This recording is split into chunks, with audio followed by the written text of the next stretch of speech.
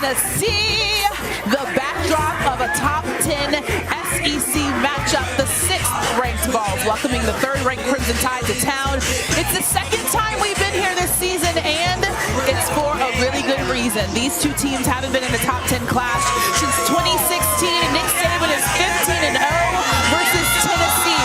Can Heupel give these Vols fans what they want? We have that and a lot more to get to right here on Countdown to College Gameday, presented by Dr. Pepper. Here, baby. My guys, the Harrys, looking very sharp today, I might say. Hanging out with the fans to start the show.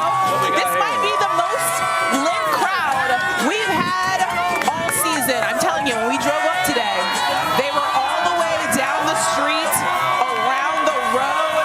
We've seen some solid signs. I mean, I don't know, guys.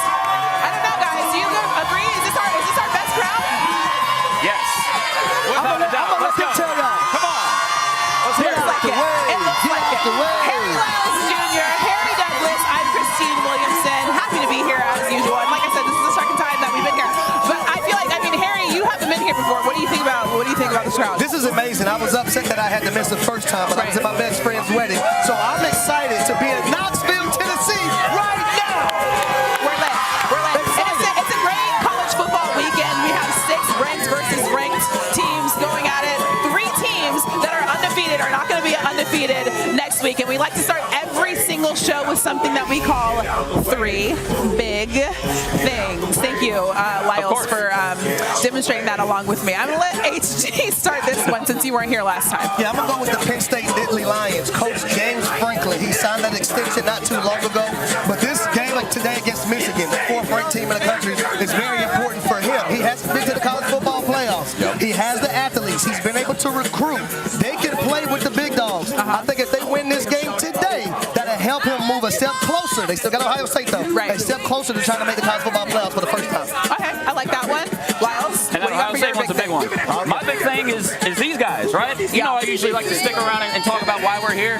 They came and stepped up to the occasion last time we were here. This is a bigger occasion, right? Like the last one was like, like a cool little party. This is like the grand opening, the grand event, because Alabama is the standard. You are going up against the standard of college football for the past 15 years.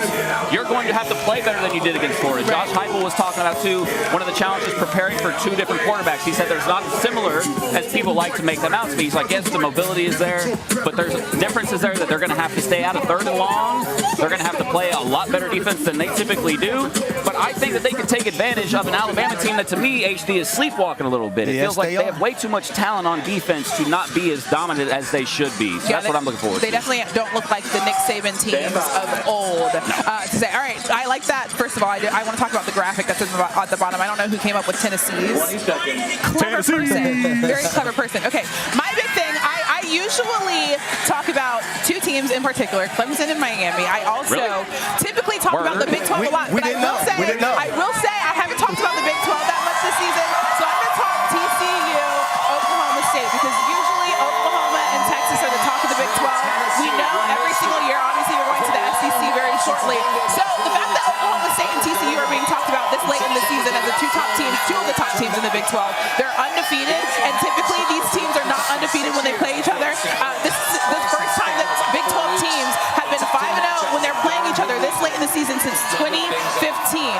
Last week we watched Max Duggan play in real life. We got to see him. I had Max Duggan last week, which was amazing.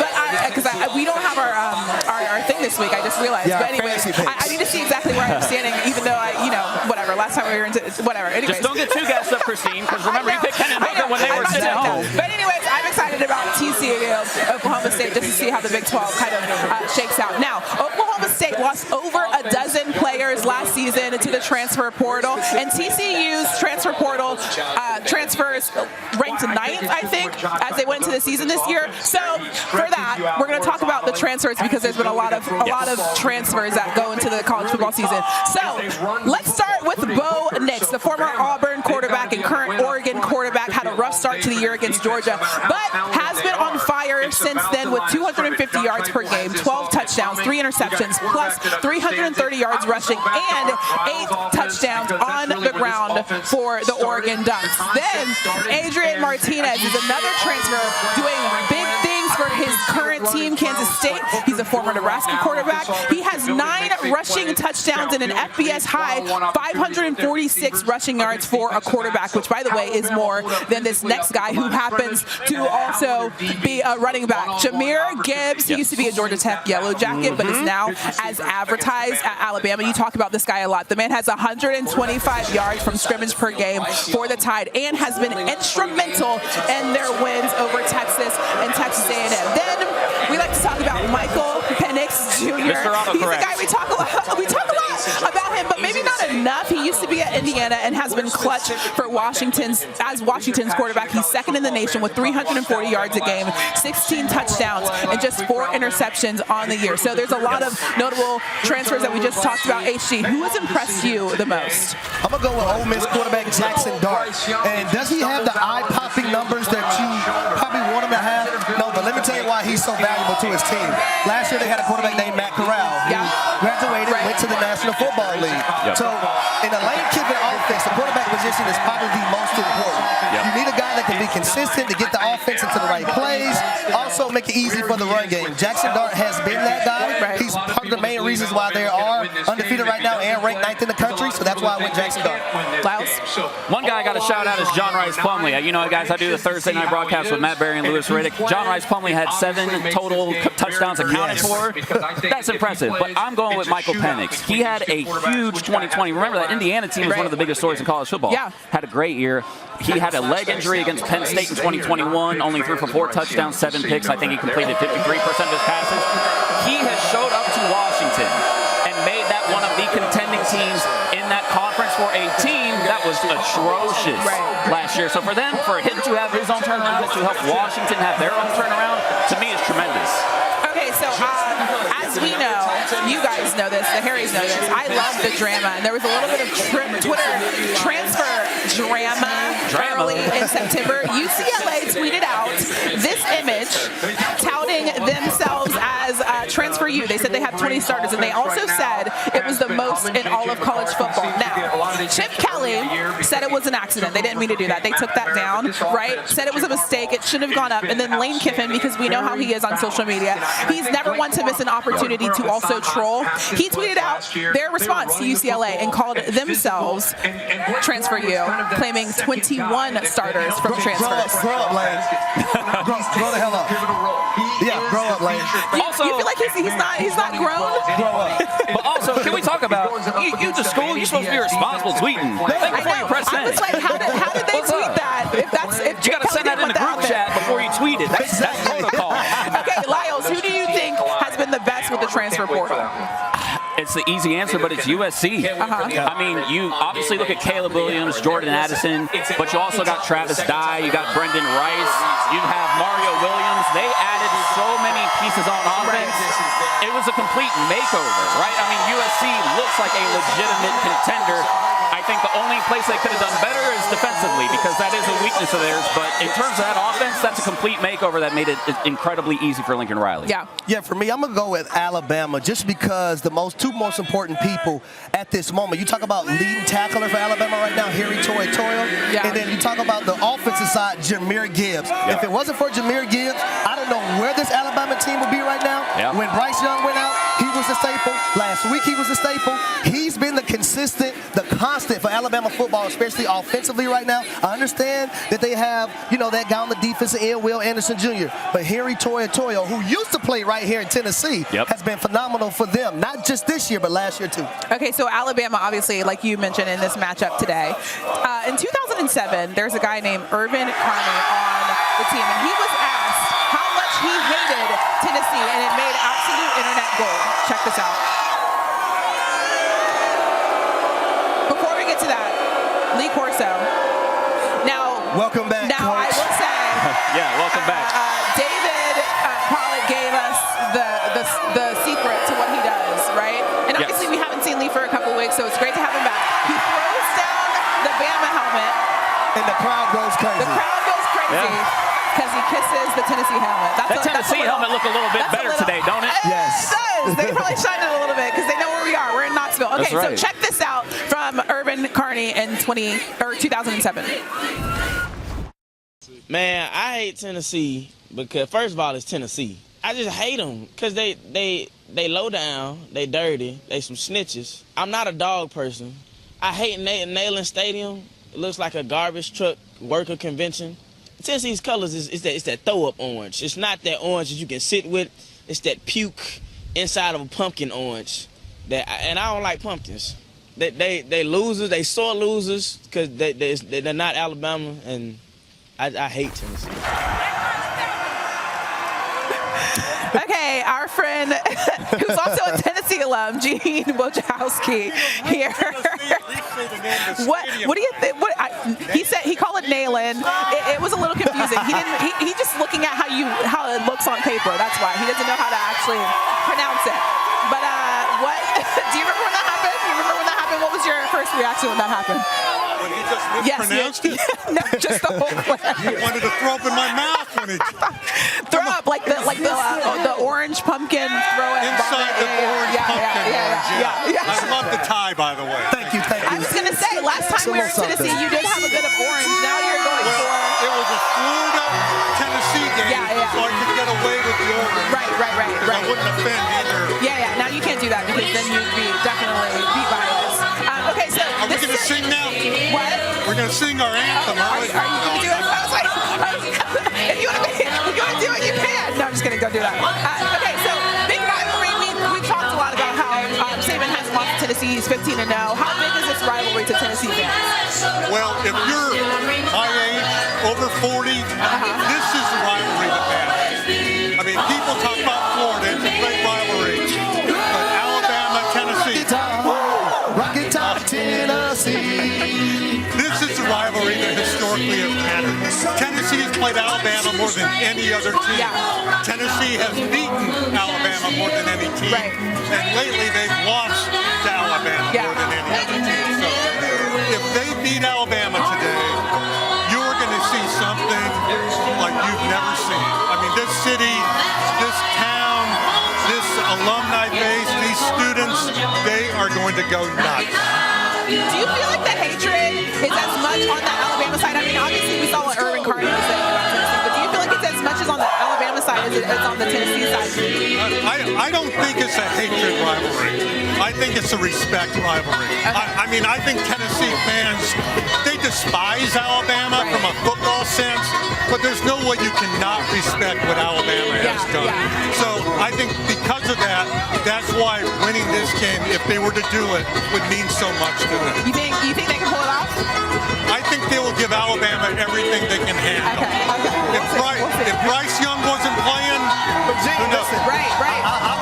We're going to get off the script for a second, and I want you to bounce with us, team, because we're at your album on. Let's go. You didn't see me on it. Bounce with us. Let's go. Bounce with us. Come on. I have to be neutral. I'm Switzerland. Why are we bouncing so much? While Harry tries to get Gino to jump. Thank you, Gino, so much for joining us as usual. Okay, it's time now to look at who has the Fansville Advantage, presented by Dr. Pepper. And for this, we always look towards next week. Who exactly has the advantage at home, Lyles? I'm gonna start with you. Who do you think has the Fansville Advantage next week? Thank you, Gene. Appreciate it. I think when you look at that, especially if they look at last week, that's going to be an intense crowd. I mean, Clemson fans big wins. That would be a big one if you're able to get their Hey, Steve. Yeah, I'm going to go with the Oregon Ducks. Option Stadium.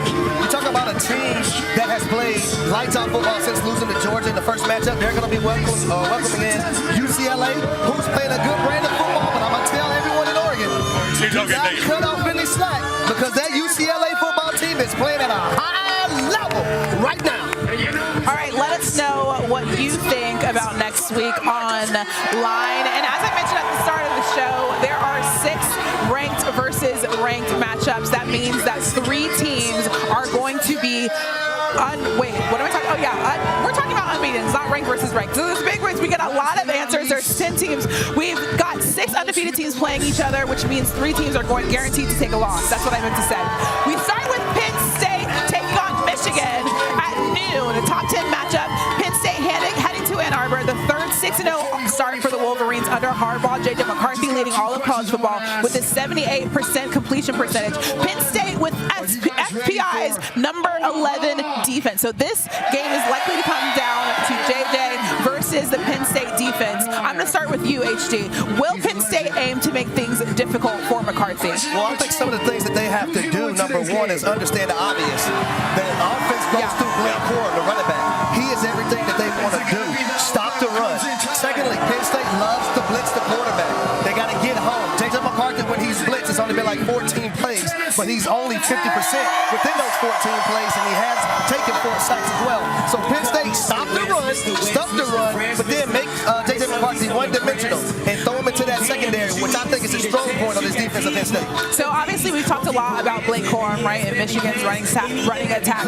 Penn State also doing the same thing with Nick Singleton, who's been awesome for him. He's averaging over 7 yards a carry. What has he added to Penn State's offense? He's added another dimension that is going to allow Sean Clifford to be successful, but he's got to be a little bit more efficient, because if they get into a situation where Sean Clifford's got to do it on his own, we know he's a good and talented quarterback, but if you have to trust him to do everything, that's probably not a safe bet. So if he's consistent, that gives them a much, much better chance in this game. Yeah, and I love Nicholas Singleton because he is a home run hitter.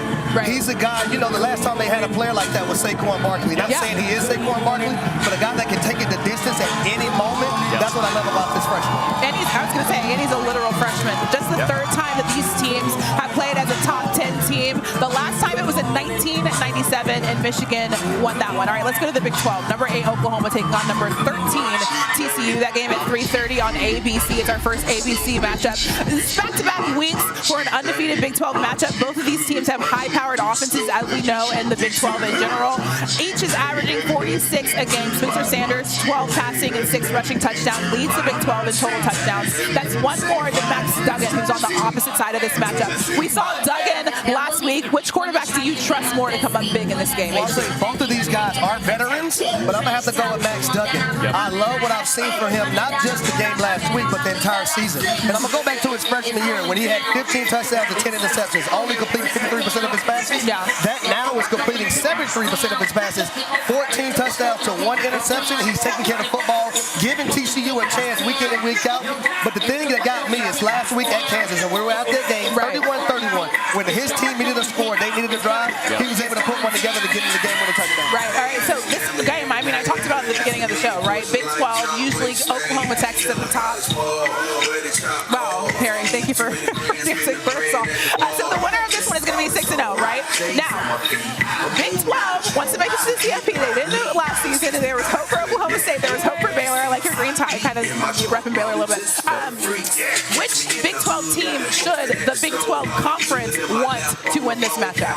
To me, it's TCU. And AC and I were talking about this morning, where if you would have asked us this a few weeks ago, probably would have said Oklahoma State, just because you did not expect this out of TCU. But to me, I think we're going to see more consistency within them. I would have said Oklahoma State if their defense was the way it was last year. Yeah. It's not. I don't trust Spencer Sanders enough. I do trust Max Duggan after he's improved. And a lot of people don't realize who their offensive coordinator is. Garrett Riley, Lincoln Riley's brother. Yeah. To me, that's not an accident. That pairing has been great for both of them.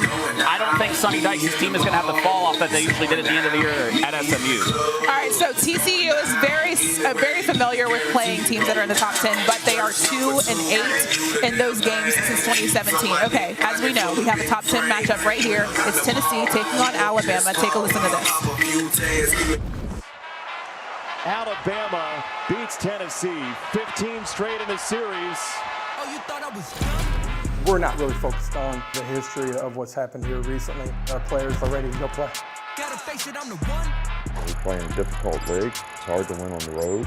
It's a rivalry game for these two schools. Just as a player, you try not to think of the magnitude of the game, but you just can't ignore it. This game hasn't had this much meaning in a while. This is their championship game. And, we have to play every game like it's our championship game as well. Tell them I'm the best, I'm the best, I'm the best. But they talking about? Hooker cuts it loose. It's caught. Touchdown, Tennessee. Playing with a chip on our shoulder, which we do every weekend, and every day in and day out, we have something to prove. It's 11 that step out on the field, and all 11 have to execute to come out victorious. You got to give a lot of credit to them to be able to execute as well as they do, going as fast as they do. Being able to get a win would be huge, and being able to celebrate with the guys that I sweat, bleed, and cry with. It will be an absolute electric atmosphere. The entire country gets to see college football at its best right here on Rocky Top.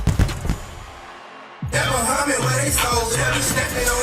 right, this game is simply known as the third Saturday in October. This is the first time these two teams have played as top 10 opponents since 2016 when number 1 Alabama beat number 9 Tennessee 49-10. Now, Hendon Hooker has passed every test so far in his 2 seasons with Tennessee, has 41 touchdowns, only 3 interceptions. All right, Alabama's defense is number 4 according to FPI. You guys can't see the Harrys. They're currently dancing right now. HD, what kind of challenge will a tight defense pose for Hendon Hooker?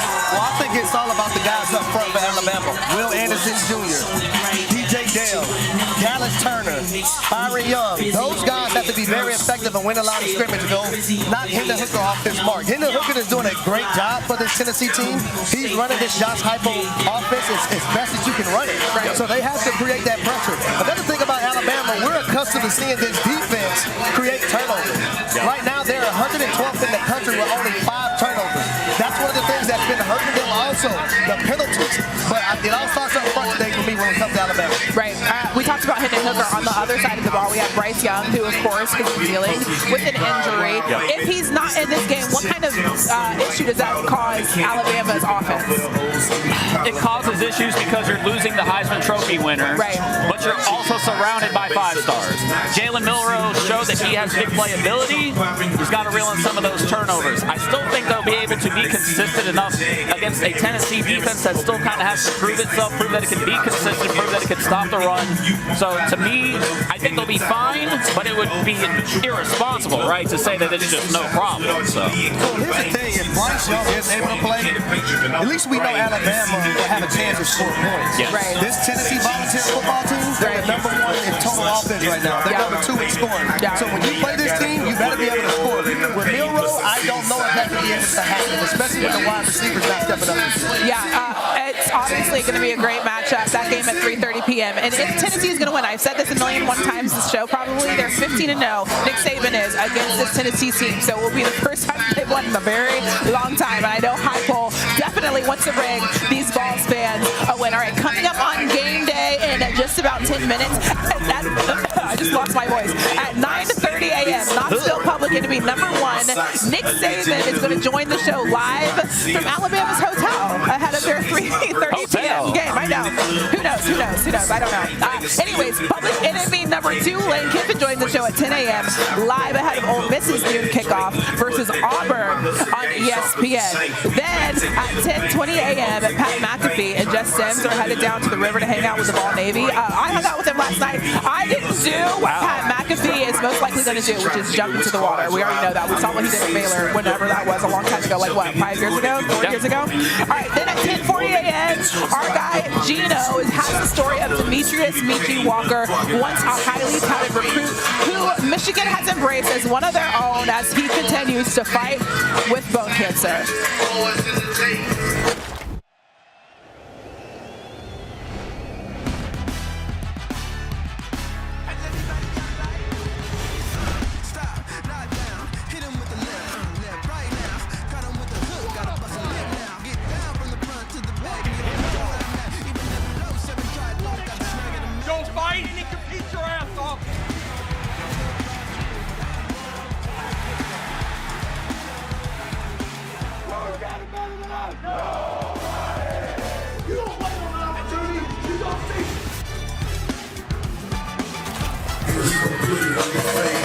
All right, as I mentioned, there's a lot of good games games today on this college football Saturday. Number 16 Mississippi State headed to number 22 Kentucky. 7 p.m. on SEC Network. Kentucky started 4-0 and has dropped their last 2 games. Will Levis is back, but this Mississippi State team is hot. This is going to be a game that you need to watch.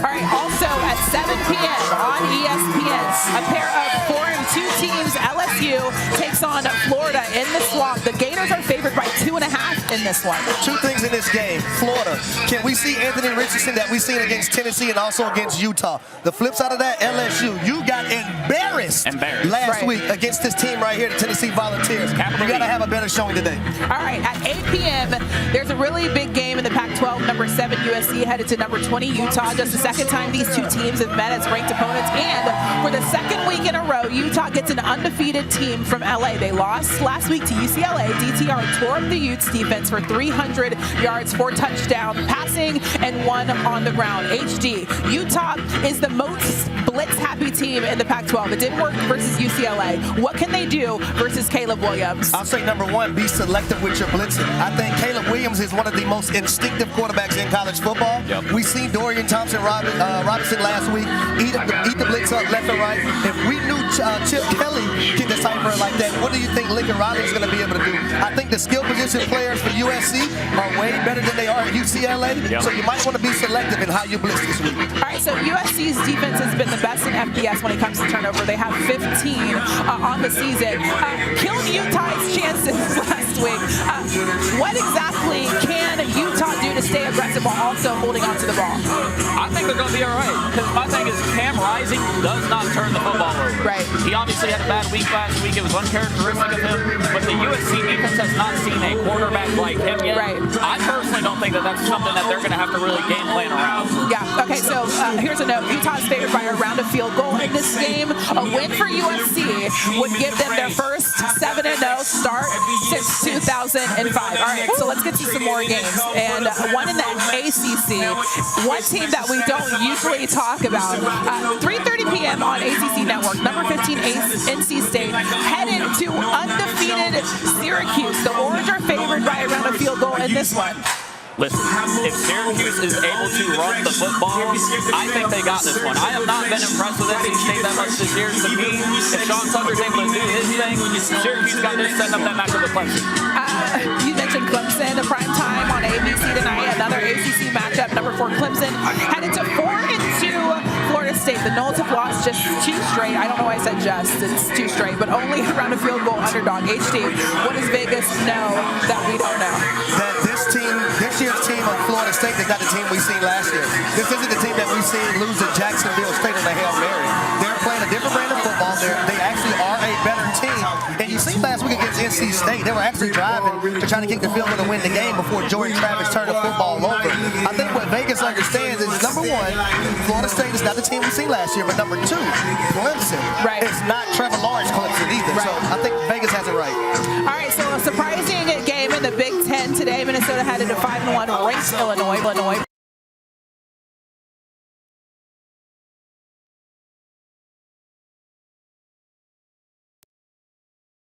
Star just game with an ankle injury. PJ Fleck expects him to play in this one. HD, what does Ibrahim bring to that Minnesota offense? Consistency. Count that you can lean on week in and week out. Now, obviously, he hasn't been there the last few weeks because of the injury, but when he is there, he is the bell cow and a guy that they can lean on. Okay, so the Gophers are favored in this one despite being on the road. Lyles, how do you feel like the Illini could pull off the upset? You got to stop Ibrahim. I mean, this is going to be a run versus run, a defense versus defense matchup. If you're able to do that, you're going to come away with this one. Also, how weird is it to see a number next to Illinois' name? That's crazy. Well, Coach Belima, man, has done a great job with this team, and I'm excited for Illinois right now. Absolutely. Okay, so obviously there's a big matchup here. Yes. Right? The fans are happy. Reese and the guys already out on the stage, so it's going to be a really good one. I don't know if we want to talk to some of these fans. Have we seen any really good signs? Yes. What's the best sign that you've seen tonight? Or today? It's definitely the morning. Okay. We're going to go check it out. Come on down. So what's going on, everybody? We want to ask y'all about this sign right here because it says kid at Alabama, one kid at Tennessee. Oh, this is one of the kids. Loser out of Will. So talk to us about this. Oh, no. Wow. From Alabama. Yes. And here's one from Tennessee. Go Vols. Okay. So I want to talk to the son that goes to Tennessee. What do you think is going to happen today? Vols by 90. By 90. 90 points. Now we're going to talk to the child that goes to Alabama. What is going to happen in your mind today? Alabama's going to win. McKinstry's going to run for the Well, somebody's going to be out of the wheel. We just don't know who it's going to be, y'all. We'll see. We will It's see going to be a today, good y'all. one. Enjoy the day in college football because that's also going to be Enjoy a the good game, one. guys. Thank Enjoy you the guys game. for watching Countdown to College Game Day presented by Dr. Pepper. We will see you guys next week.